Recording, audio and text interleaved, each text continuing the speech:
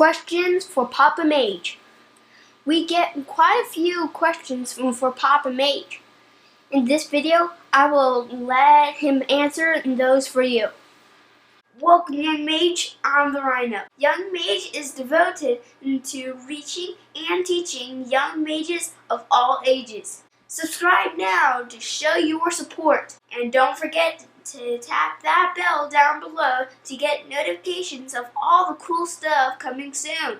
Okay, hi everybody. I am Papa Mage, and yes, we do get quite a few questions specifically for me, and some of them are for Rhino, but the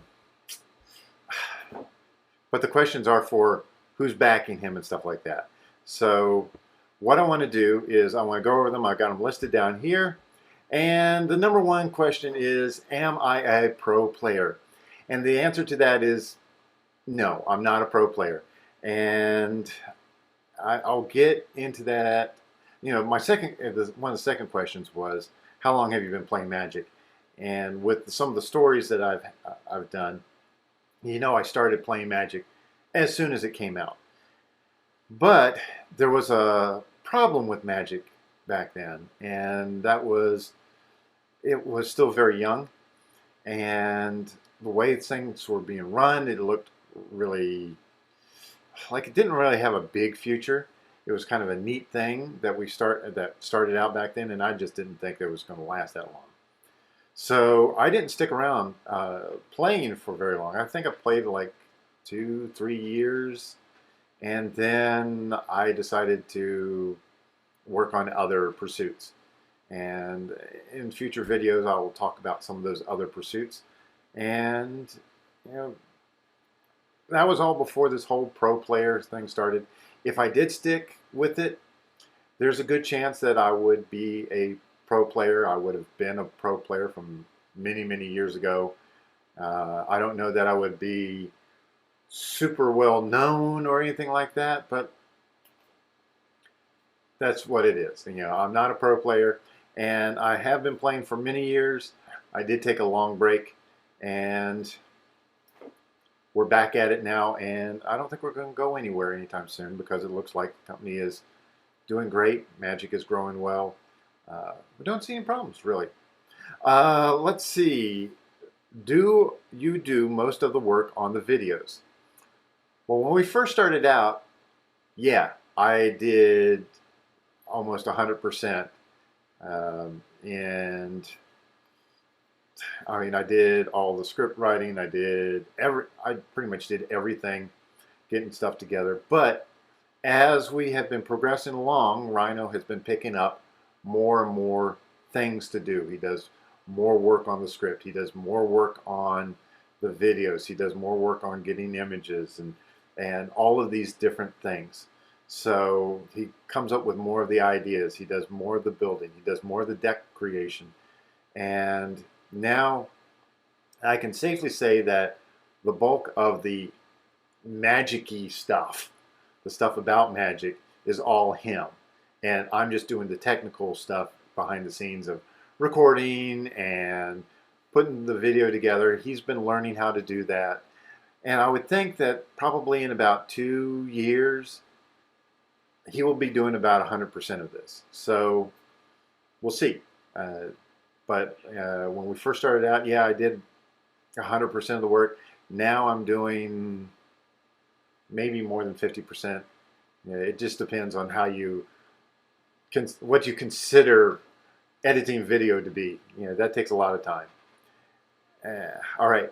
So next question is, who writes the scripts? Well, when we first started out, it was me. But now it is his ideas. He's got a long list of ideas. And we keep going back to the main focus of the channel to reach and teach new mages, new and young mages of all ages. And we make sure that we follow in that main goal. He comes up with like the bullet points of things that he wants to cover. I will put down the bulk of the words, and then we go through it and we turn those words into his words. That way we make sure that we cover all the points and we make the video as short as possible. We get straight to the point. We cover the information. That way we're not just rambling on and on and on and on like several other channels that y'all probably know about. And a lot of those you probably hit 2 times speed and you watch them really fast. Let's see. Here's one. How often do you let the Rhino win? Well, I let him win like once or twice when we first started playing, but that was pretty much it. I realized very quickly that you don't learn from winning. And I've got a short story about that, and I told this to him. My father used to be in the Air Force, and when I was born, he was immediately shipped out to the Azores, part of Portugal or Spain. Portugal, I think, out in the middle of the Atlantic Ocean. Okay, small island. At the time, there was absolutely nothing to do there. Now, because of the military, I couldn't travel until I was at least 6 months old, and so he was there basically by himself doing his military stuff for 6 months without his family.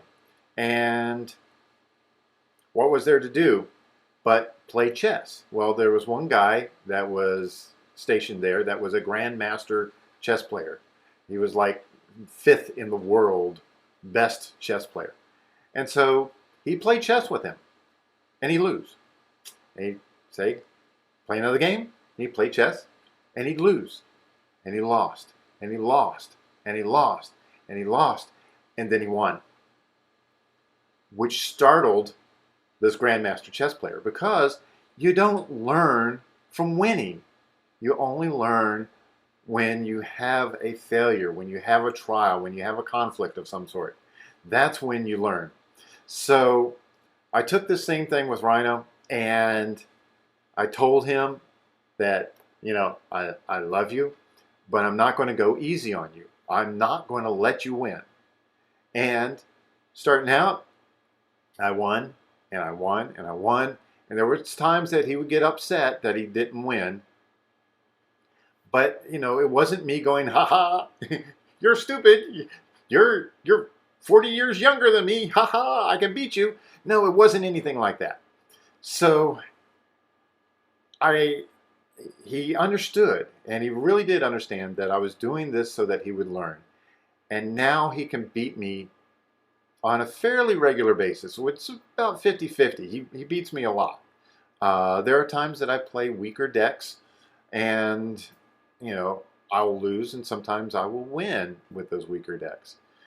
But, you know, he's grown a lot. He's learned a lot. And he's getting better and better. And now we have to start finding other people for him to play that are better players than him. Let's see. Are you a Magic judge? The answer to that is, at the moment, no. However, I am taking the Magic Judge class right now, and so is Rhino. And that is so that we can understand the game even more. And if we have a judge level understanding, then we can teach better. So that's going to be pretty neat.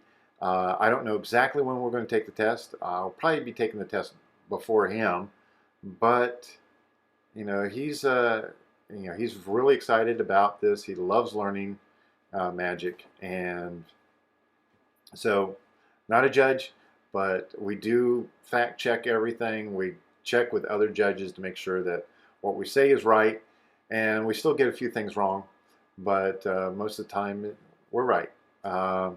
Okay. Why do I homeschool Rhino? I know you've probably watched his About video, and you found out that he's homeschooled. Him and his sister are both homeschooled, and the reason for that is they both have seizures. They both have seizures every day, and there's a couple of things about them. One is medications generally don't work on them. His sister has gone through 27 different anti-seizure medications, and none of them work on her at all. Her body builds a tolerance to it really quick, and that's it. It doesn't ever work again.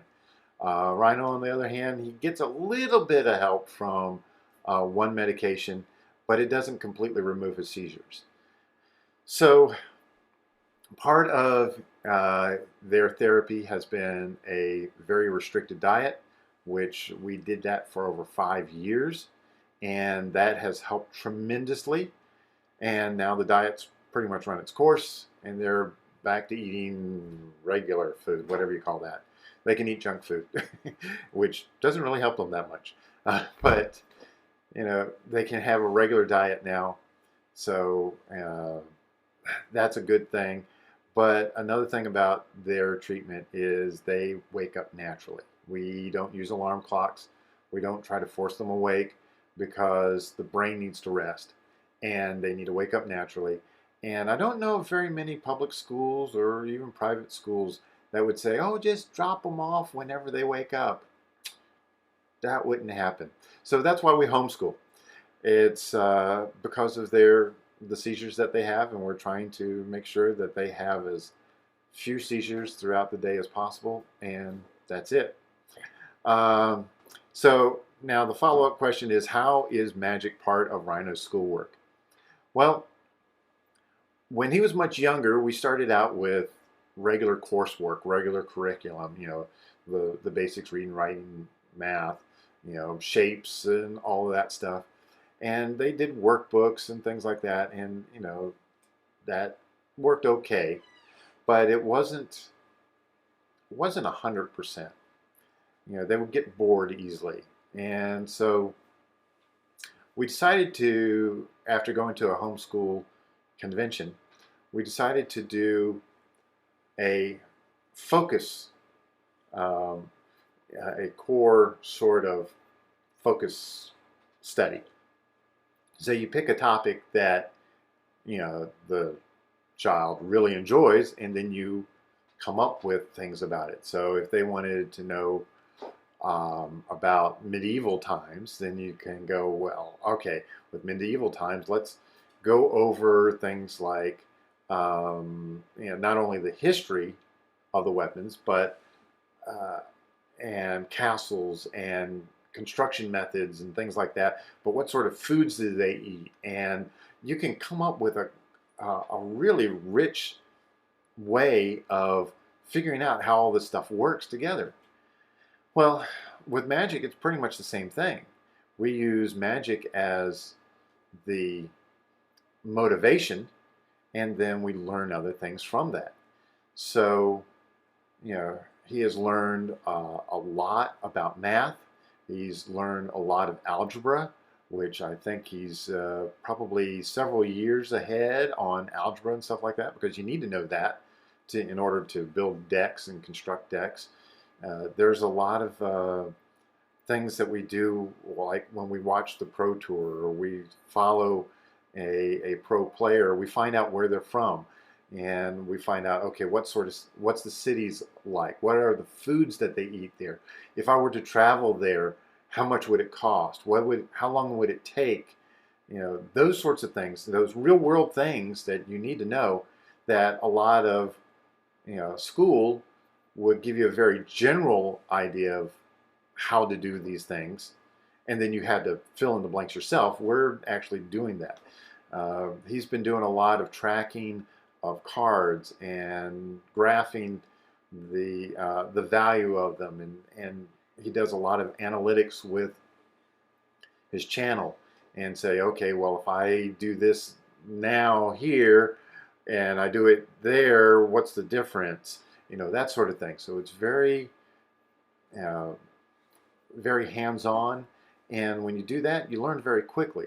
So he's got a bunch of other things coming up.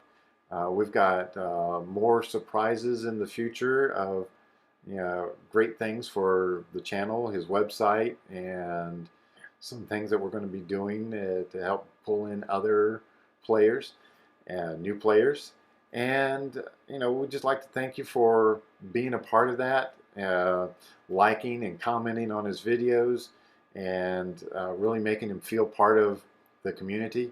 We've had one or two people that have been snits, but you always have those. but for the vast majority, it has been incredible. His mom thinks that it's wonderful that he's doing this. She was a little skeptical at first, but now, you know, it's part of his life, and she sees where he's growing, and he can speak publicly fairly easily now. He has no problems talking to people. A lot of those things that you would get from a lot of kids that are, you know, they just don't have any real world experience, and he's getting a lot of real world experience. He's learning about finances. He's learning about taxes. You know, there's not very many 11-year-olds that even care about taxes. He looks for tax deductions. So, you know, making sure that things that we do are related to the channel so that we can deduct it. So those are the major questions. If you have more, feel free to put those in the comments below. If you have questions for him specifically, put those in. We collect those, and every month or two we'll do a Q&A video and see what we can do to answer questions for you. So thank you for watching. I'm Papa Mage, and I'm out of here. Make sure you click like on each of my videos. It helps out a lot. Don't forget to subscribe if you haven't already. And there are a few things here and here that may interest you. I have more videos coming out soon. And until then, Rhino out.